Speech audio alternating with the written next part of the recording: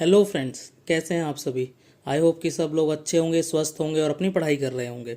तो कल मैंने सुपर 5 MCQs डाले थे चैप्टर फर्स्ट के क्लास 12th के इलेक्ट्रिक चार्जेस एंड फील्ड्स के। तो आप लोग देख सकते हैं ये थे वो 5 क्वेश्चंस। आज हम डिस्कस करते हैं इन्हीं के सॉल्यूशंस। वन बाय वन हम इनके सॉल्यूशंस डिस्कस करेंगे और आपको बताएंगे कि करेक्ट आंसर क्या है। तो आइए फ्रेंड्स स्टार्ट करते हैं सॉल्यूशंस के साथ, सुपर 5 क्वेश्चंस के सॉल्यूशन के साथ। तो फर्स्ट क्वेश्चन में आपसे पूछा गया था कि अगर कोई dipole external electric field E में प्लेस्ड है तो उसका टॉर्क का फॉर्मूला क्या होगा। तो टॉर्क होता है पी क्रॉस ई। यहाँ पे पी होता है डाइपोल मोमेंट और ई होता है एक्सटर्नल इलेक्ट्रिक फील्ड। दोनों ही पी और ई वेक्टर क्वांटिटीज़ हैं, इनका क्रॉस प्रोडक्ट हुआ है, इसलिए टॉर्क भी एक वेक्टर क्वांटिटी है। आइए सेकंड क्वेश्चन देखते हैं। सेकंड क्वेश्चन में आपको गिवन था कि एक सेमी सर्कुलर आर्क है जिसका linear charge density lambda given है आपको। तो आपको बताना था कि सेंटर पे वो कितना इलेक्ट्रिक फील्ड होगा इस लीनियर चार्ज डेंसिटी की वजह से। तो इस क्वेश्चन में पूछा तो सेमी सर्कुलर रिंग के लिए है, बट मैं आपको एक जनरल केस का फॉर्मूला बता देता हूँ कि अगर मान लीजिए कोई आर्क है जो सेंटर पे अल्फा एंगल सबटेंड कर रही है, तो electric field at the centre is given by E at O is equal to 2k lambda by capital R, where r is the radius of this arc, and into sine alpha by 2. Here for the semicircular ring alpha will be equal to 180 degree. So by putting the values e naught is equal to 2 into lambda and k is 1 upon 4 by epsilon naught into sine 180 by 2, and below here it will come radius is given as a in the question. So the final answer will be lambda upon 2 epsilon naught a. So therefore correct answer is C. Third question. In third question it is said that a charge capital Q is kept at the corner of a cube. So what will be the electric flux through all the 6 faces of the cube. So if it is asked through all the 6 faces of a cube, so it means that the electric flux, the question is asking the electric flux through the whole cube. So for finding out the electric flux through the whole cube, we'll see that how much charge contribution will be there if the charge is kept at the corner. So if the charge is kept at the corner, as the charge is assumed to be in the spherical form, so 1/8 of the charge will be coming inside the cube that we are considering. So total charge will be q by 8, and by Gauss law we know that the total flux is q net divided by epsilon naught. So here q net is q by 8, therefore correct answer is C, which is equal to q by 8 epsilon naught. In the fourth question it is asked that what will be the dimensional formula of epsilon naught, where epsilon naught is the permittivity of free space. So for finding out the dimensional formula we will have to consider any formula which contains epsilon naught. So here I have considered the formula of force. So by Coulomb's law, F is equal to 1 upon 4 pi epsilon naught q1 q2 by r square. So taking epsilon naught on this side and taking F this side, it will come in denominator. So epsilon naught will be equal to, as 1 upon 4 pi is a constant, therefore it will have no dimensions, q1 into q2. So q charge is in coulombs, so coulomb square divided by meter square, where r is the distance between the two charges. So this term will give us coulomb square per meter square, and 1 upon force is equal to mass into acceleration. So dimensional formula for mass is capital M, and the dimensional formula of acceleration is LT minus 2.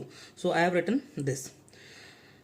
Now as we all know that ampere or current is equal to charge upon time, so therefore coulomb or charge is equal to ampere into time. So coulomb square will give us ampere into time ka whole square. So a square into t square divided by meter, dimensional formula is L, so L square into mlt minus 2. After taking all these terms into numerator, we'll get m power minus 1, L power minus 3, a power 2, t power 4. Therefore correct answer is B. Now moving on to the last question of the super 5 question. The question is saying that there are 4 charges, 2 are capital Q and 2 are small q. So these capital Q are kept at the two opposite corners of the cube and small q are kept at the other two corners of the cube. So the question is asking that what will be the ratio of capital by small q if the net force on capital Q is 0. So by I have redrawn the diagram. Friends ये question हमारा super 5 questions का last question है, तो आइए देखते हैं इसमें क्या करना है आपको। तो क्वेश्चन में गिवन है कि हमारे पास एक क्यूब है जिसके दो कॉर्नर्स पे कैपिटल क्यू चार्ज रखा हुआ है ऑपोजिट कॉर्नर्स पे, और बाकी बचे हुए दो ऑपोजिट कॉर्नर्स पे स्मॉल क्यू चार्ज रखा हुआ है। तो हमसे क्वेश्चन में पूछा है कि capital Q by small Q का रेशियो क्या होगा अगर किसी एक कैपिटल क्यू पे नेट फोर्स बाकी तीनों चार्जेस की वजह से 0 है। तो आइए देखते हैं इसको कैसे सॉल्व करेंगे। तो इस डायग्राम को मैंने दोबारा से रीड्रॉ किया है और मैंने नीचे इस कॉर्नर वाले कैपिटल क्यू चार्ज को कंसिडर किया है। तो इस कैपिटल क्यू चार्ज पे तीन फोर्सेस लग रही होंगी अलग अलग डायरेक्शंस में, जो कि होगी स्मॉल क्यू के बराबर और कैपिटल क्यू की, सॉरी स्मॉल क्यू की वजह से, स्मॉल क्यू की वजह से और कैपिटल क्यू की वजह से। तो जो ऊपर वाला स्मॉल क्यू है उसकी वजह से, क्योंकि ये हमने सेम पोलैरिटी के माने, तो ये अवे फ्रॉम द चार्ज होगी, ये भी स्मॉल क्यू की वजह से ये वाली फोर्स भी अवे फ्रॉम द चार्ज होगी। तो हमारे पास दो फोर्सेस आ गई, एफ सबस्क्रिप्ट स्मॉल क्यू। अब एफ सबस्क्रिप्ट कैपिटल क्यू हम देखते हैं किस डायरेक्शन में होगी। अगर मान लीजिए मैं इसको इस डायरेक्शन में मान लेता हूँ, तो एफ ऑफ क्यू और एफ ऑफ क्यू इन दोनों की वजह से जो फोर्सेज आएंगी उसका रिजल्टेंट भी इसी डायरेक्शन में आएगा और वो √2 टाइम्स होगा। और एफ ऑफ कैपिटल क्यू भी मैंने F due to capital Q भी मैंने इसी डायरेक्शन में मान लिया। तो कभी फोर्स इस चार्ज पे नेगेटिव 0 हो पाएगी? नहीं, कभी भी 0 नहीं हो पाएगी, क्योंकि इन सबका रिजल्टेंट हमें इसी डायरेक्शन में एक वेक्टर आएगा। तो इसलिए इसका मतलब ये है कि हमने जो माना है कि ये चारों चार्जेस सेम पोलैरिटी के हैं, ऐसा नहीं होगा। इसका मतलब ये है कि कैपिटल क्यू और स्मॉल क्यू दोनों ऑपोजिट पोलैरिटी के हैं। तो जब इनका रेशियो लेंगे तो हमारा आंसर में माइनस आना चाहिए। ठीक है, अब ये चीज़ हमने एनालाइज कर ली। अब हम देखते हैं आगे क्या करना है। तो एफ ऑफ स्मॉल क्यू मतलब F due to small Q, इसको हम कैसे लिखेंगे? K into capital Q small Q by a square, इन दोनों के बीच का डिस्टेंस ए और इन दोनों के बीच का डिस्टेंस ए, और ये दोनों बराबर होंगी forces. F due to capital Q कितना होगा? के इंटू कैपिटल क्यू का whole square divided by √2a का होल स्क्वायर, क्योंकि कैपिटल क्यू और कैपिटल क्यू में बीच में डायगोनल वाला डिस्टेंस लेंगे, तो √2a का होल स्क्वायर। तो K into capital Q square divide by 2 into a square. तो if capital Q is also positive then total force can not be 0, therefore capital Q और क्यू शुड बी नेगेटिव, जो कि बात मैं पहले आपको explain कर चुका हूँ। तो resultant of F due to small Q and F due to small Q, इन दोनों फोर्सेस का resultant √2 into F due to Q हो जाएगा। अब ये कैसे निकालेंगे?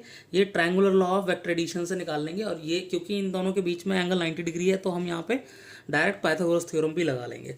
ठीक है, तो √2 एफ क्यू हो जाएगा। अब ये दोनों फोर्सेस, इन दोनों फोर्सेस का रिजल्टेंट और बड़े वाले चार्ज कैपिटल क्यू चार्ज की वजह से जो फोर्स लग रही है, ये दोनों आपस में बराबर होनी चाहिए। तो √2 इंटू ये वाली फोर्स रखेंगे और इस वाली फोर्स के इक्वेट कर देंगे। तो capital Q by small Q 2√2 आ जाएगा। और मैंने पहले ही बताया था आपको कि इनकी ये ऑपोजिट पोलैरिटीज के होंगे, इसीलिए एक हम माइनस इसमें लगा देंगे। तो correct answer will be A, that is capital Q by small Q equal to -2√2। तो आई होप कि हमारे सॉल्यूशन आप लोगों को पसंद आए होंगे। तो हमारे वीडियोस को ज़्यादा से ज़्यादा लाइक करिए और इन पे ज़्यादा से ज़्यादा कमेंट करिए और वीडियोस को शेयर करिए अपने फ्रेंड्स के साथ, ताकि वो भी इससे लाभ उठा सकें। Thank you.